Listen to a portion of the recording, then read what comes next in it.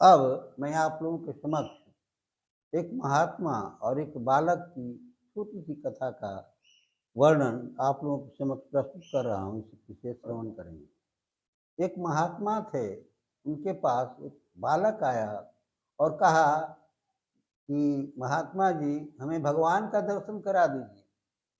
महात्मा जी ने कहा कि चलो अभी मैं तुरंत भगवान का दर्शन करा देता हूँ। महात्मा जी उस बालक को एक नदी के पास ले गए, हवा चल रही थी और नदी के पास ले जाकर के उन्होंने कहा बालक को कहा कि देखो इस नदी के जल में अपने चेहरे को देखकर मुझे बताओ कि कैसा तुम्हारा चेहरा है, कैसा लग रहा है। बालक ने कहा कि देखिए महात्मा जी, ये नदी का जल स्तर हिल-डुल रहा है, मेरा चेहरा दिखाई नहीं दे रहा है, तो मैं कैसे बता सकता हूँ कि मेरा चेहरा कैसा है? इसलिए हिल-डुल रहा है, उसका जल स्तर स्थिर नहीं है। महात्मा जी ने कहा कि देखो, इसी तरह से तुम्हारा मन अभी चंचल है, जल स्तर की तरह जल का जो सतह जैसे हिल-डुल रहा है, वैसे ही तुम्हारा मन चंचल है, हिल-डुल रहा है।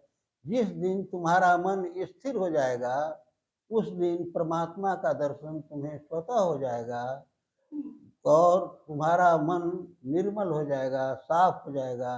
कहा भी गया है कि निर्मल मन जन सोई मोहि पावा, निर्मल मन जन सोई मोहि पावा, मोहि कपट छल छिद्र न भावा। भगवान को कपटी हृदय नहीं चाहिए, वो निष्कपट हृदय वाले को तुरंत दर्शन हो जाते हैं। और परमात्मा में माता का जैसे वात्सल्य प्रेम होता है, बच्चा खेल रहा है, कहीं खेल रहा है, लेकिन माँ का ध्यान उस बच्चे की ओर रहता है।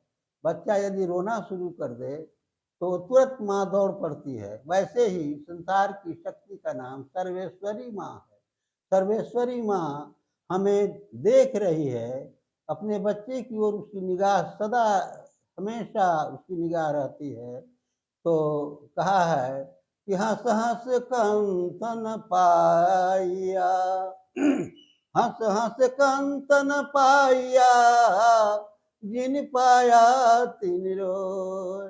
बच्चा जैसे रोता है तो माँ तुरंत दौड़ पड़ती है और बच्चे को माँ का दर्शन हो जाता है, माँ की गोद में चला जाता है। इसी तरह से उस सर्वेश्वरी माँ की ओर यदि हम दृष्टिपात करें और हृदय साफ करके यदि हम खूब स्मरण करें, खूब स्मृति करें और स्मृति में आनंद होता है और बच्चे की तरह यदि हम रोना शुरू कर दें, तो वो सर्वेश्वरी माँ, परमात्मा तुरंत हमारे समक्ष वो माँ आ जाती है। उसका नाम है सर्वेश्वरी माँ। तो इतना ही कहकर मैं अपनी वाणी को विराम देता हूँ। श्रोताओं को नमस्कार।